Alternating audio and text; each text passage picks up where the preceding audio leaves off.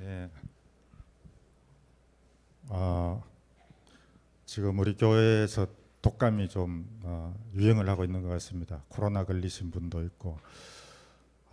그래서 제가 단톡에 여러분 독감 조심하세요 했더니만 독감 걸리신 분도 못 나오고 독감 걸릴까봐 겁이 나서 못 오신 분도 있을 것 같고. 그럼에도 불구하고 이렇게 예배에 나오신 여러분들 너무 사랑하고 축복하고 환영합니다. 여러분 뭐 교회 나가지고 독감 걸리면 어떻습니까? 걸리면 약 먹으면 되고 마스크 끼고 교회 나와서 예배 드리면 되고, 우리는 병원에 입원하지 않는 이상, 병원에 들어눕지 않는 이상 하나님 앞에 나와서 예배 드리는 게 맞습니다. 오늘도 우리 주일학교 학생들, 청년들, 이렇게 젊은 이들이 이 늦은 밤에 나와서 예배를 드리니까 너무나 목사님이 기분이 좋습니다. 사실 뭐 장로님, 안수 집사님 나오는 것보다 더 반갑습니다. 왠지 모르겠도 장로님과 안수 집사는 의문의 일패인데 그분들은 뭐 예배를 그동안 너무나 많이 드렸으니까 괜찮습니다. 우리 주일학교 학생들 목사님 말씀 잘 듣고 앞으로 큰 인물이 되기를 기도하겠습니다. 오늘 말씀 보시겠습니다. 신명기 11장 26에서 28절.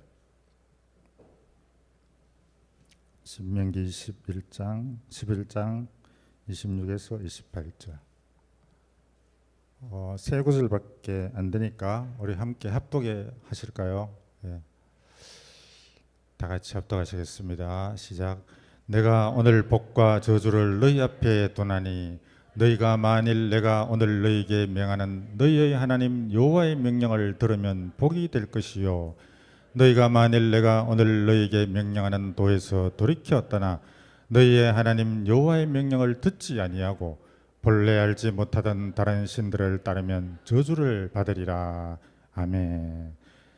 오늘 무엇을 선택할 것인가 라는 제목으로 이렇게 세 대지로 말씀드리도록 하겠습니다. 인간의 죄를 이렇게 우리가 성경에 열거해 있는 것을 보게 되면은 거짓말하는 것, 또 속이는 것, 시기, 질투, 다툼, 그리고 또 분리, 이간질하고 비방하고 또 비난하고 욕하고 폭력하고 도적질하고 살인하고 이런 것들이 다 죄가 됩니다. 여러분, 이 죄의 뿌리가 무엇일까요? 죄의 뿌리는 바로 하나님이 없기 때문입니다. 그 사람 안에서 하나님을 믿지 않기 때문이고, 하나님을 인정하지 않기 때문이고, 하나님을 무시하기 때문에 이런 죄를 짓는 것입니다. 여러분, 경찰관들이 보고 있는 자리에서 교통위반 해보신 적 있습니까? 아마 없을 겁니다. 다 빠르게 가다가도 경찰관이 보면 신호도 잘 지키고 속도 맞추어서 가고. 왜? 경찰관이 보고 있으니까. 하나님이 보고 계신다 이런 생각을 하게 되면은 아마 죄를 못 질 겁니다. 여러분, 교도소에 가보시면은 거기에 있는 모든 사람들 대부분이 다 하나님을 믿지 않는 사람입니다. 하나님이 어디 있어? 하나님 없어? 이런 사람들이 다 교도소 들어앉아 있습니다. 그리고 또 하나님이 있는 줄 알면서도 하나님 말씀대로, 하나님 뜻대로 살지 않은 사람들이 그곳에 들어가 있다는 것입니다. 하나님의 뜻을 따르지 않고 자기 마음대로, 자기 뜻대로, 자기 생각대로 그렇게 살아가고, 또 자기만의 우상을 만들어서 섬기면서 이렇게 살아가게 되면은 그런 죄를 저지르게 되는 것이고, 마귀의 종노릇을 하면서 이 땅에서 비참하게 이렇게 살아갈 수밖에 없다는 것입니다. 첫 번째로 오늘 말씀에서 우리 인간에게는 두 갈래 길이 있다는 것입니다. 우리가 길을 가다 보면은 여러 갈래 길이 있는데 그 중에서 한 가지 길을 선택해서 가야 됩니다. 우리 인생길도 마찬가지입니다. 한 가지 길을 선택하면은 다른 길은 선택할 수가 없습니다. 절대로 두 길로 다 갈 수가 없다는 것입니다. 오늘 본문 말씀 26절 말씀에서도 모세는 인생에게 두 갈래의 길이 있다 이렇게 말씀하고 있습니다. 내가 오늘 복과 저주를 너희 앞에 두나니, 복과 저주를 우리 앞에 이렇게 두었다고 이렇게 말씀하고 있는 것입니다. 그래서 우리 인생 앞에는 있습니다. 여러분 정말 그렇습니다. 우리는 하나님 말씀대로 살게 되면 반드시 복을 받게 되어 있습니다. 그러나 하나님 말씀을 어기면서 하나님 말씀과 다르게 살아가게 되면 반드시 저주를 만나게 된다는 것입니다. 지금 우리는 이 두 갈래 길에서 한 가지를 선택해서 이제 믿음으로 우리가 걸어가고 있습니다. 그 선택에 따라서 그 결과는 엄청나게 차이가 난다는 것입니다. 우리 인생의 마지막 종착역에 도달을 하든지 아니면 인생 가운데에서라도 그 선택한 대가, 그 선택한 결과를 만나게 된다는 것입니다. 우리는 이 연속된 선택의 갈림길에서 우리는 어떤 기준을 가지고 우리는 선택해야 할까요? 창세기 17장에 보게 되면은 아브라함과 롯이 선택하는 길이 나오게 됩니다. 롯은 사람이 보기에 비옥하고 또 이렇게 풍요로워 보이는 그런 길을 선택하게 되어졌고, 아브라함은 양보의 길을 이렇게 선택을 하였습니다. 그리고 또 룻 길을 보게 되면은 나오미의 며느리 중에서 룻과 오르바 두 며느리가 나오는데, 그 오르바는 자기 고향을 선택했습니다. 편안한 길, 어렵지 않은 길을 선택했습니다. 그러나 이 룻은 어려운 길을 선택했습니다. 한 번도 가보지 않은 땅, 그것도 남의 나라의 땅, 그것도 자식도 없는 오로지 시어머니, 다 늙은 시어머니를 따라서 그 시어머니 넘어 있는 하나님을 보고 그렇게 따라가게 되어졌다는 것입니다. 그래서 잠언서 14장 12절 말씀을 보게 되면 같이 읽어볼까요? 어떤 길은 사람의 보기에 바르나 필경은, 아멘. 예, 조카 롯과 오르바는 그 선택했는 길이 사람이 볼 때에 정말 잘 선택했습니다. 에덴 동산과 같은 곳, 비옥한 땅을 선택했거든요. 와, 저곳에 들어가면 정말 잘 살 수가 있어, 그렇게 생각을 한 거예요. 오르바도 마찬가지입니다. 저기 가면은 시어머니, 늙은 시어머니 따라가지 않으면 편안하게 살 수 있어. 그래도 여기서는 내 고향이니까 어렵지 않게 살 거야. 그렇게 인간적인 생각을 가지고 선택을 하게 되어졌는데, 사람이 보기에는 옳은 길이지만은 그것은 필경, 사망의 길이라는 것입니다. 그런데 아브라함과 룻은 이 선택한 길은 사람이 보기에 힘든 길이고 어려운 길이고 가시밭길인 것 같아 보이지만은 세상의 욕심을 따라가지 않았습니다. 세상의 그 만족을 따라가지 아니하고 믿음과 사랑의 길을 선택을 하게 되어졌다는 것입니다. 이것이 선택의 기로에 선 우리 인생들에게 정말 귀한 교훈이 된다는 것입니다. 선택의 갈림길을 따라서 우리가 설 때마다 우리 인생들이 인생의 그 욕심을 따라서 가서는 안 된다는 것입니다. 세상을 따라가서는 안 된다는 것입니다. 오직 하나님의 말씀을 따라가야 됩니다. 신앙의 원리를 따라서 우리는 그 길을 걸어가야 한다는 것입니다. 마태복음 7장 13, 14절 같이 읽어봅시다. 좁은 문으로 들어가라. 멸망으로 인도하는 문은 크고 그 길이 넓어 그리로 들어가는 자가 많고, 생명으로 인도하는 문은 좁고 길이 협착하여 찾는 이가 적음이니라. 아멘. 사람이 볼 때에 그 길은 아니다 라고 하더라도 하나님이 보면은 맞다 이러면 그 길로 가야 됩니다. 대부분의 사람들은 사람이 맞다고 생각하는 대로 몰려갑니다. 여러분 우리 청년들도 학교를 진학하게 되다 보면은 야, 그쪽에 가면은 전망이 좋다, 어느 대학 어느 학과 가야 된다 이러면 다 몰리게 되어져 있습니다. 그러나 하나님께서 나에게 주신 그 재능대로 하나님께서 내가 이 땅에서 살아갈 때에 어떤 일을 하게 될 것인지 그 좁은 길, 하나님이 나에게 주신 길만 가게 되면은 그 길이 바로 성공의 길이 된다는 것입니다.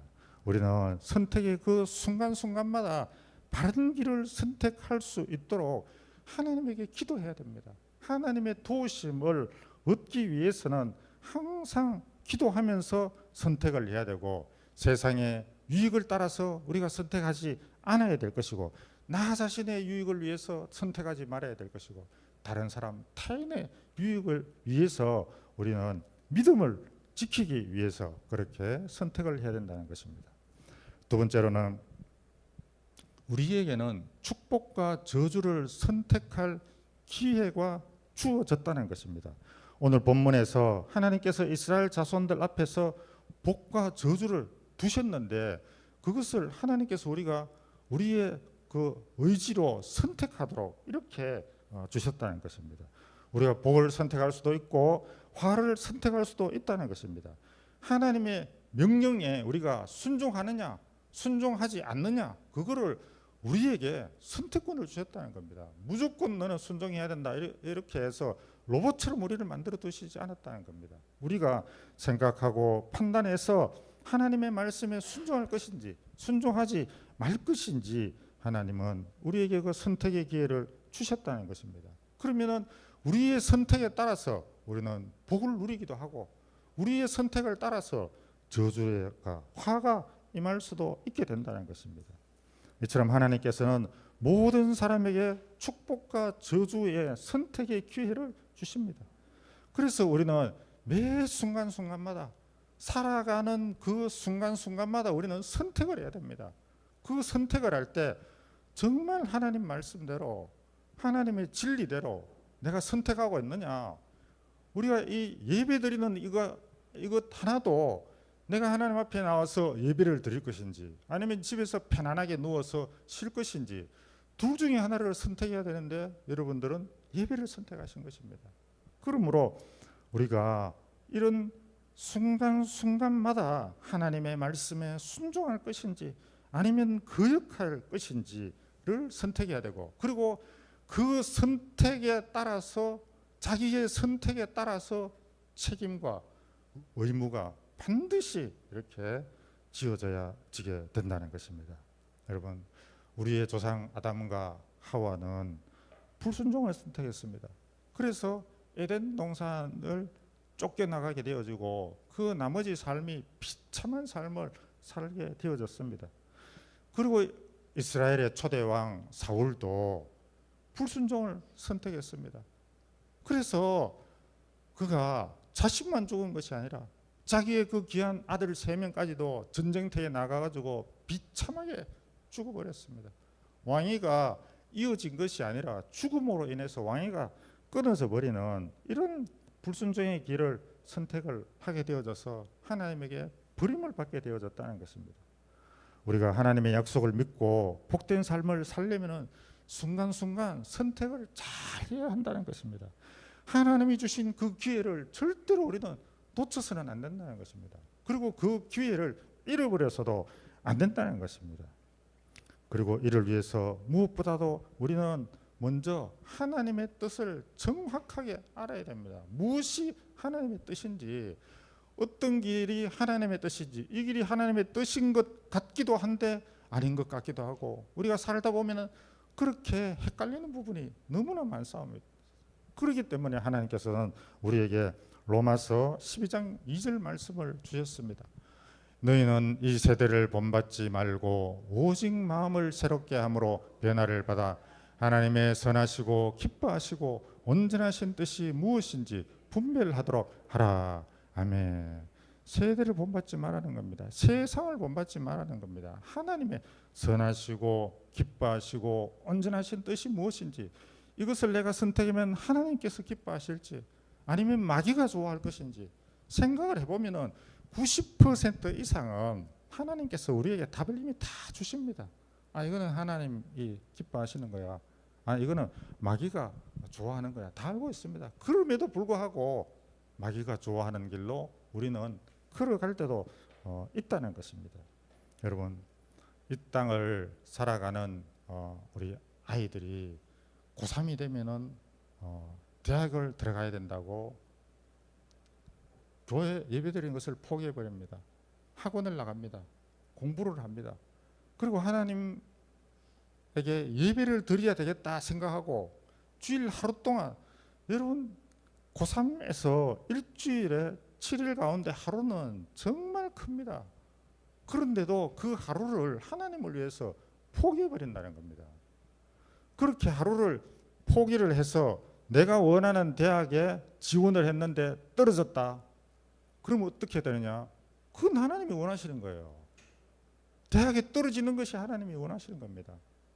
그리고 나에게 맞는 대학교, 남들이 보면 보잘것없고 형편없고 뭐 비전도 없는 그런 대학이라 하더라도 믿음으로 지원해서 가면은 하나님께서 길을 열어주시는 거예요. 그것이, 만약에 내가 공부해서 내가 원하는 대학에 들어갔다 이러면 자기 인생 자기가 끝까지 책임져야 되는 거예요. 그러나 내가 나의 뜻을 포기하고 하나님의 뜻대로 내가 그 대학을 정했다. 하나님 원하는 대로 정했다. 이러면 그 인생을 하나님께서 책임져 주시는 겁니다. 여러분, 어느 길이 더 험난한 길이겠습니까? 힘들게 공부하고 주일에도 밤새도록 공부하고, 그러니까 좋은 대학 가고, 또 거기 가서 머리 터지도록 경쟁하고, 그리고 눈알이 충혈이 되도록 서로 그 경쟁 속에서 또 살아야 되고, 그래도 행복도 없고, 어느 것이 옳겠습니까, 여러분? 이 세상에서 많이 배웠고 많이 가졌고 그런다 하더라도 여러분, 하나님이 계시지 않는다면은 그것은 복된 삶이 될 수가 없고 성공할 수가 없습니다. 남들이 거꾸로 제가 얘기했습니까? 아무리 가진 것이 없고 보잘것 없다 하더라도 하나님만 붙들어 주시면은 우리는 성공한 삶을 사는 거예요. 근데 이 땅에 태어나서 뭐 재벌 아들로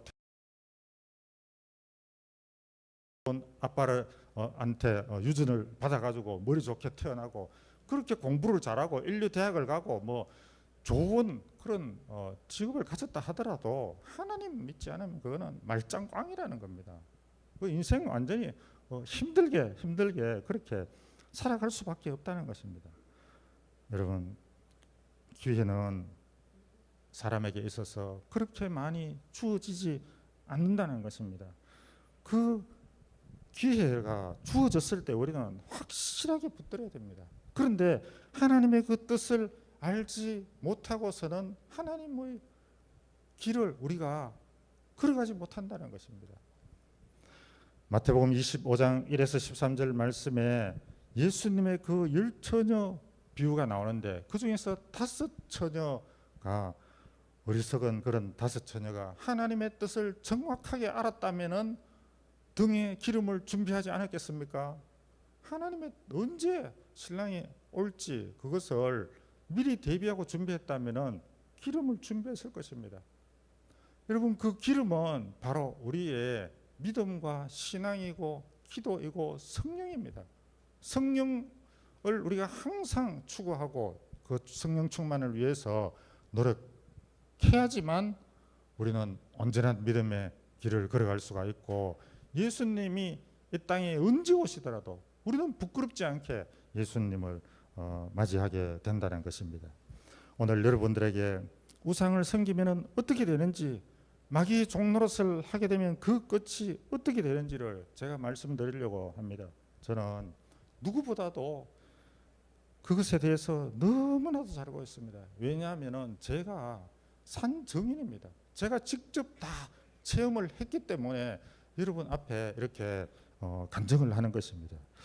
여러분, 중학교 때에 제가 중학교 때에 MBC 라디오에 전설 따라 삼천리라는 그런 프로그램이 있습니다. 그 당시에는 TV가 많지 않았고 밤에 잠자기 전에 항상 이제 그 전설 따라 삼천리를 이제 들으면서 잠을 자고 하는데, 단칸방에 살았습니다. 우리는 아버지, 어머니, 누나들 3명, 형, 저 7명이 한 방에 다 잠을 잤어요. 여러분 이해 안 되죠? 요즘 세대들은. 그렇게 이제 자면서 라디오를 듣고 있는데 어느 날 아버지가 그 이야기, 전설 따라 삼천리 이야기가 다 끝나고 난 다음에 이야기를 하시는 것이 저거 우리 조상 이야기다 그렇게 이야기하시는 거예요.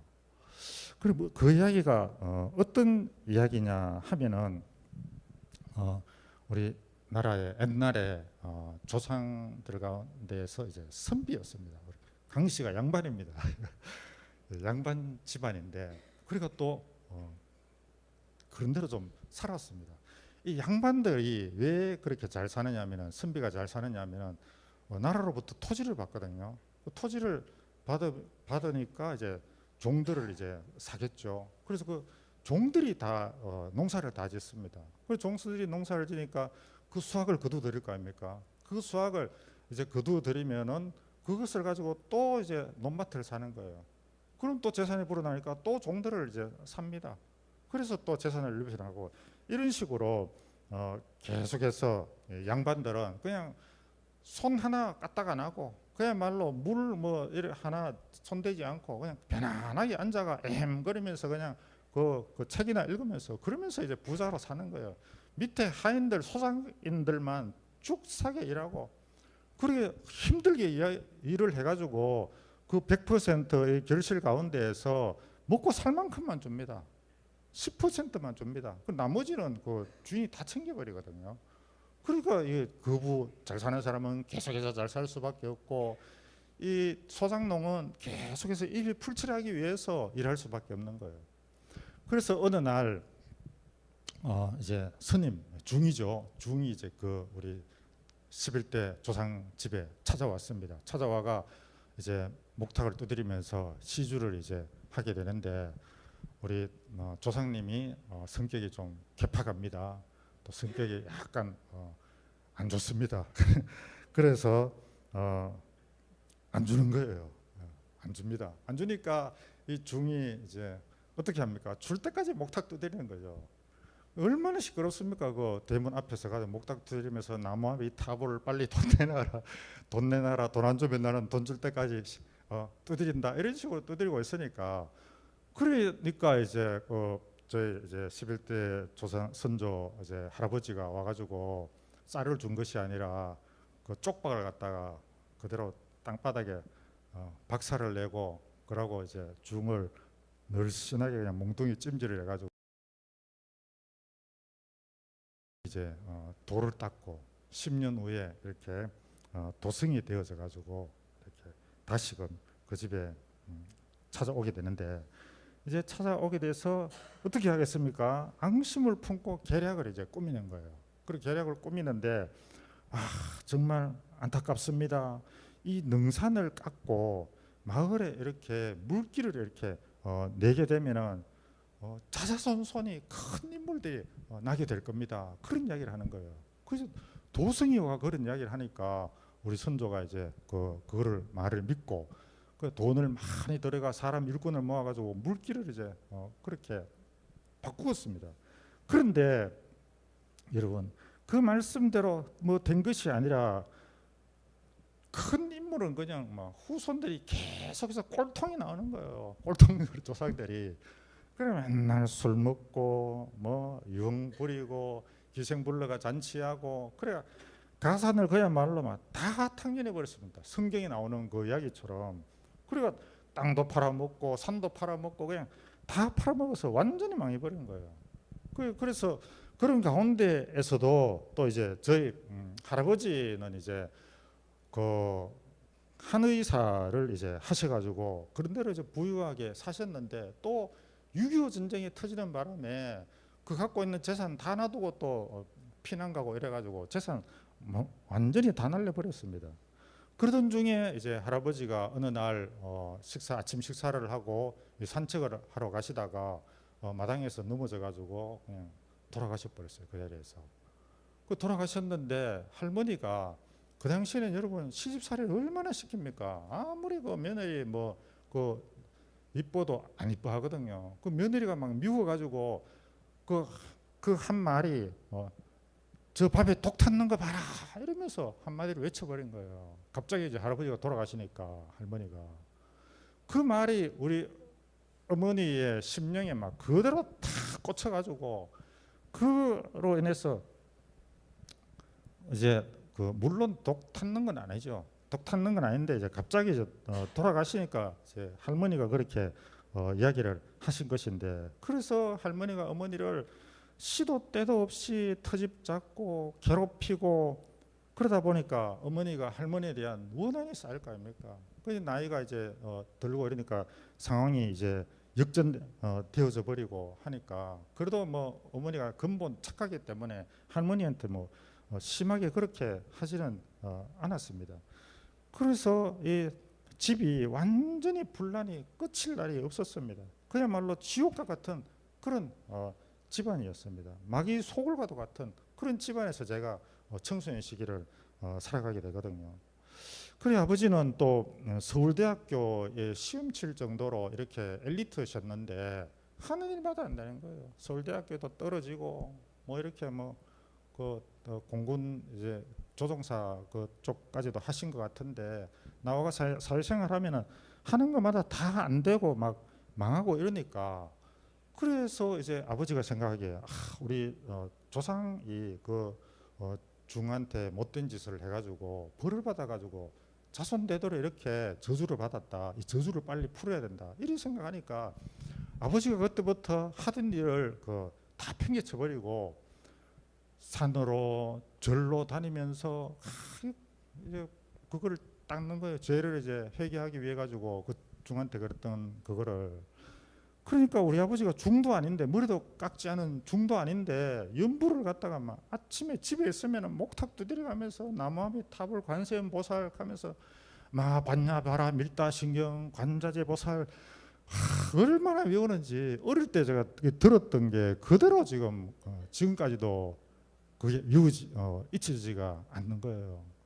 그래서 결국은 우리 아버지조차도 이제 노년에 귀신이 들어가지고 축을 맞았다 그러죠. 그래가 말씀을 못 하시고 암까지 이렇게 걸리고 말았습니다. 그래서 이렇게 우리 집안이 완전히 이렇게 망했는데, 여러분 이 못된 짓을 하고 중을 괴롭혔기 때문에 망한 것이 아니라 하나님을 믿지 않고 선하고 착하게 올바르게 살지 않았기 때문에 망한 거예요. 하나님을 믿었으면 그 저주가 임하지도 않았을 것이고 그 저주도 통하지가 않았을 것인데, 그 마귀의 저주의 올가미에 그대로 걸리는 그런 삶을 살았다는 것입니다. 그래서 저희 어머니의 고생이 이루 말할 수 없는 그런 상황이었습니다. 근데 저희 아버지는 구미 선산 쪽 이제 부자 동네의 부자였고, 저희 어머니는 구미 인문동이라는 거 있어요. 그 인문동인데 우리 외가 쪽도 굉장히 부자입니다. 그야말로 그 땅이나 산 전체를 그 부분을 다 차지할 정도로, 그 부자끼리 이렇게 원래 이렇게 결혼을 하고 그러지 않습니까? 근데 저희 어머니가 또 이렇게 피부병이 계셔가지고 좀 좋은데 시집을 못 가는 그런 상황이 되어졌고, 또 우리 아버지도 망한 상황이었고, 이래서 망한 그 자손들끼리 그냥 결혼을 한 상황이에요. 그리고 결혼을 이제 하게 되어졌는데, 우리 외할아버지도 이제 외할머니가 일찍 돌아가셔가지고 재혼을 하게 되어졌는데, 콩지 팥지에 나오는 그런 아주 안 좋은 그런 계모가 들어온 거예요. 그래서 저 이제 외할머니죠. 그런데 저희 어머니하고 이제 그 남동생은 정말 심성이 착하고 고운데, 그 위에 있는 이모들은 다 이제 이미 결혼을 다 이제 하셨고, 엄마하고 이제 그 외삼촌 둘만 있었는데 그 계모가 들어와가지고 계속 구박을 하는 거예요. 왜 구박을 하느냐? 할아버지가 돌아가시고 나면은 모든 재산이 외삼촌에게 다 넘어가게 되니까, 이제 그 계모이신 할머니가 새로 와가지고 아들도 놓고 딸도 놓고 이러니까 그 모든 재산을 다 이제 자기 아들 쪽으로 가야 되는데, 그냥 있으면은 이 큰아들 장짝에 다 가잖아요. 그래 계속 괴롭힌 거예요. 그러니까 저희 이제 어머니가 시집을 가시고 얼마 되지 않아서 6.25 전쟁이 터져가지고 저희 외삼촌이 이제 너무나도 스트레스를 받아가 그냥 학도생인데, 그래서 지원해가지고 그 전사해 버렸어요. 전쟁에서. 그렇게 이제 돌아가심으로 인하여서 그 계모인 그 외할머니가 모든 재산을 이제 다 이제 가로채게 되어진 것이죠. 자기가 낳은 아들과 이제 딸에게 재산을 넘겨주고 또 자기가 낳은 이제 장자에게 그 재산이 넘어가게 되어졌는데, 여러분 그 악한 행동을 했는데 좋은 결과가 나올 수 있겠습니까? 절대로 여러분 좋은 결과가 나올 수가 없습니다. 우리 배다른 그 동생, 그리고 저한테도 외삼촌이죠. 그 외삼촌도 배울 만큼 배우고 학식이 있고 이랬는데도 제대로 사회생활이 되지 아니하고 집안에 계속 분란이 일어나고, 그리고 외숙모가 아이 둘을 놓고는 귀신이 들려가지고 자살해 버렸습니다. 그리고 또 이제 재혼을 하고 이렇게 했는데, 그리고 뭐 안 되니까 이제 먹고 이제 그 살 게 없으니까 이제 땅을 팔고 산을 팔고 이러는데, 한 10여 년 전에 논밭을 대충 이래 팔았는데 100억을 이렇게 벌었다 하더라고요. 근데 그래서 그 소문을 듣고 이제 저희 형님이 찾아가서 인사 이제 하러 갔는데 돈 10원짜리 한 장 없습니다, 여러분. 돈 있는 사람이 더 무섭습니다. 근데 그 외삼촌이 자기 동생하고 동생들, 남동생, 여동생들도 예전에 그 경기도 쪽에 예전에 살 때 제가 어릴 때 가봤는데 너무 힘들게 살더라고요. 그 단칸방에서. 그런데도 100억이나 그렇게 땅 판 돈을 받았는데 돈을 안 주는 거예요. 혼자 다 이제 먹고 그렇게 한다는 것입니다. 그러니까 여러분, 이게 하나님을 안 믿고 그렇게 우상 속에서 살아가게 되니까 두 분 다 종가합니다. 종가. 저희 아버지도 종손이고 또 저희 외가 쪽에도 할아버지가 종손이고, 여러분 종손이면은 제사를 얼마나 많이 드는지 모릅니다. 저희 고조 할아버지, 고조 할머니, 또 이제 일찍 돌아가시가 또 고조 할머니, 정조 할아버지, 정조 할머니, 또 일찍 돌아가시가 정조 할머니, 또 할아버지, 할머니 살아계셨거든요. 그 제사가 벌써 그것만 해도 8번이나 되잖아요. 그리고 또 추석, 설 제사를 지내니까 그야말로 달달이 제사 지내는 거예요. 매달 제사 지내고, 제사 지낼 때마다 막 엄마하고 아빠하고 맨날 싸웁니다. 제사 지낼 때 보면은. 그리고 또 외갓집에는 이게 큰 종손의 집안이다 보니까 그건 또 제사를 정확하게 12시가 땡그리면 제사 지냅니다. 그리고 나서 다음날 아침에 또 그 새벽에 밝으니까 새벽에 또 제사를 지내더라고요. 대단한 집안입니다. 그러니까 이 제사를 밤으로 저녁으로 이렇게 2번씩이나 이렇게 제사를 지내는 그런 집에서 살고 있으니까 그냥 그야말로 귀신을 섬기고 귀신을 가까이 하고 했으니까 망하지 않을래야 그럼 않을 수가 없는, 망할 수밖에 없는 그런 환경이었다는 것입니다. 옛말에도 종가 3대째는 망한다고 그런 이야기가 있지 않습니까? 그래서 그런 가운데에서 제가 이제 막내로 그 가정에서 태어난 거예요. 그리고 대학생 때에 예수님을 이제 믿고 아버지 어머니를 다 전도하고, 지난번에 말씀드렸지만 그래서 아버지 어머니가 환상을 보고 예수님을 믿고 다 이렇게 다 돌아가시게 되고, 그 형님이나 누나들도 믿음이 부족하지만 다 믿음을 다 가지고 있고, 그래서 형님이 종손인데 제사를 다 끊었습니다. 제사를 끊으니까 삼촌들이 와서 그 제사를 또 받아가더라고요. 근데 그 삼촌들이 제사를 가져가고 나서부터 또 막 분란이 계속해서 일어나는 거예요. 사고 나서 다리가 어떻게 되고 또 힘들게, 참 비참하게 정말 그렇게 다 삼촌들이, 그렇게 좋은 집에서 태어난 자손들이 다 망하는 길로 그렇게 가게 되더라고요. 그래 여러분들, 하나님을 멀리하고 귀신을 가까이 하게 되면은 육신적인 고통이 찾아오게 되는 것입니다. 재물이 다 사라지게 되는 것입니다. 그리고 몸에 질병들이 오고 고생을 하고 영적인 고통이 찾아와서 정신병으로 고통을 받기도 하고 폐인이 되기도 하고, 그리고 자살로 생을 마감하는 그런 사람도 나오게 된다는 것입니다. 그야말로 집안이 폐가망신하게 된다는 겁니다. 이처럼 마귀는 끈질기고 여러분 집요합니다. 그러나 마귀에게 벗어나는 길은, 저주에서 벗어나는 길은, 그 저주의 사슬을 끊는 길은 예수님밖에 없는 거예요. 그 저주받은 집안에서 제가 막내로 태어나서 하나님께서 저를 선택하시고 제가 예수님을 믿고 이렇게 목사까지 됨으로 인해서 우리 가정이 그야말로 저주의 가정에서 축복의 가정으로 바뀐 거예요. 그래서 우리가 저주의 길을 갈 것인지 축복의 길을 갈 것인지를 우리가 이렇게 결정하면서 살아야 된다는 것입니다. 여러분들 가운데에서 외가든 친가든 잘 한번 살펴보시기 바랍니다.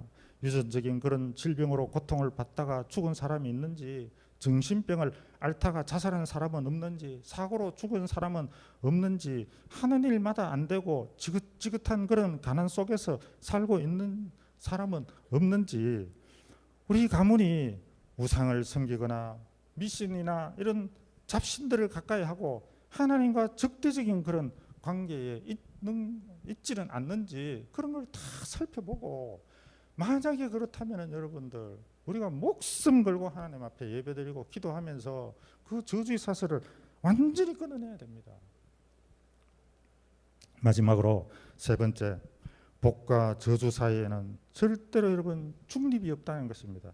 오늘 27절 28절 말씀에서 여호와의 명령을 들으면 복이 될 것이지만 만일 여호와의 명령을 듣지 아니하고 다른 신을 쫓게 되면 저주를 받을 것이라고 분명하게 하나님께서 말씀하고 계신다는 것입니다.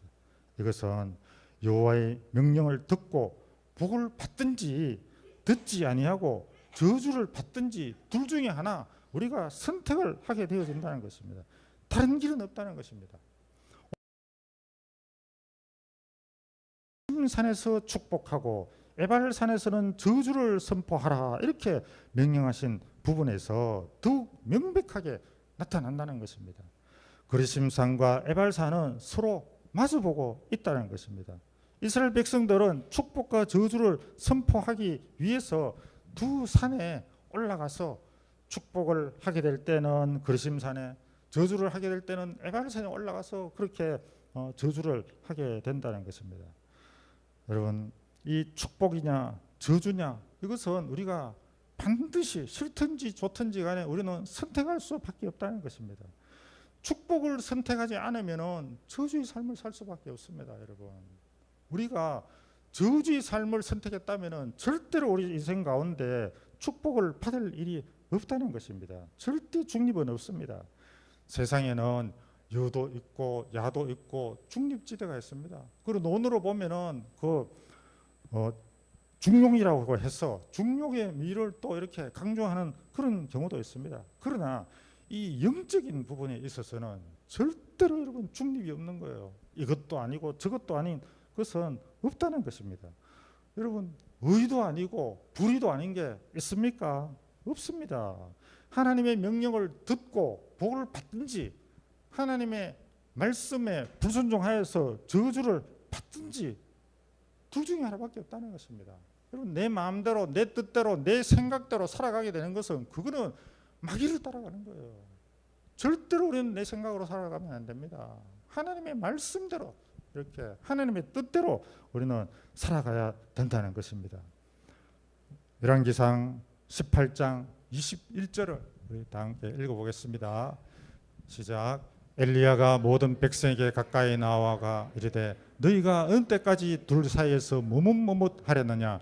여호와가 만일 하나님이면 그를 따르고 바알이 만일 하나님이면 그를 따를지니라 하니 백성이 말 한마디도 대답하지 아니하는지라. 아멘. 여러분, 우리가 교회를 다니는 성도님들 가운데에서도 세상을 따라갈 것인지 하나님을 따라갈 것인지 중간에 서서 무뭇무뭇하시는 분들이 너무나도 많이 보이고 있다는 것입니다. 그래서 어떤 경우에는 하나님의 말씀에 순종하기도 하고 어떤 것에서는 불순종을 하기도 한다는 것입니다. 여러분, 어떤 때는 우리는 빛 가운데 있기도 하고 어떤 때는 어두운 가운데 살기도 한다는 것입니다. 어떤 때는 마귀가 좋아하는 대로 살아갈 때도 있고 또 어떨 때는 귀신이 좋아할 때도 살아가고 있고 하나님이 좋아하시는 대로 이렇게 살아가기도 한다는 것입니다. 예수님께서는 차지도 덥지도 않은 그 교회를 여러분 토해내신다고 이렇게 말씀하셨습니다. 미지근한 그런 신앙을 하나님께서는 절대로 여러분 원치 않으신다는 것입니다. 돈과 하나님을 절대로 우리는 겸하여서 섬길 수 없다고 하나님께서는 말씀하시는 것입니다. 하나님이 명하신 그 복과 저주의 그 영역에는 절대로 중립이 없다는 것을 우리가 분명하게 알고, 이왕 우리가 예수님 믿을 거, 우리가 이왕 신앙생활을 하는 거 정말 하나님 앞에 완전히 맡기고, 어떤 경우에도 세상적인 내가 핍박과 힘든가 어려움이 있다 할지라도 이 길이 옳으니까, 나는 이 길을 선택했으니까 이 길로 끝까지 여러분 걸어가셔야 됩니다. 그러면은 결국은 하나님께서 우리에게 축복의 삶을 살아갈 수 있도록 열어주시고, 그리고 결국은 우리가 천국으로 들어가게 되어짐으로 인해서 완전한 그런 최종적인 축복을 임하게 된다는 사실을 여러분들 오늘 말씀을 통해서 다시 한번 생각을 하시고 하나님 앞에 간절하게 기도하는 그런 시간이 되었으면 좋겠습니다. 기도하시겠습니다.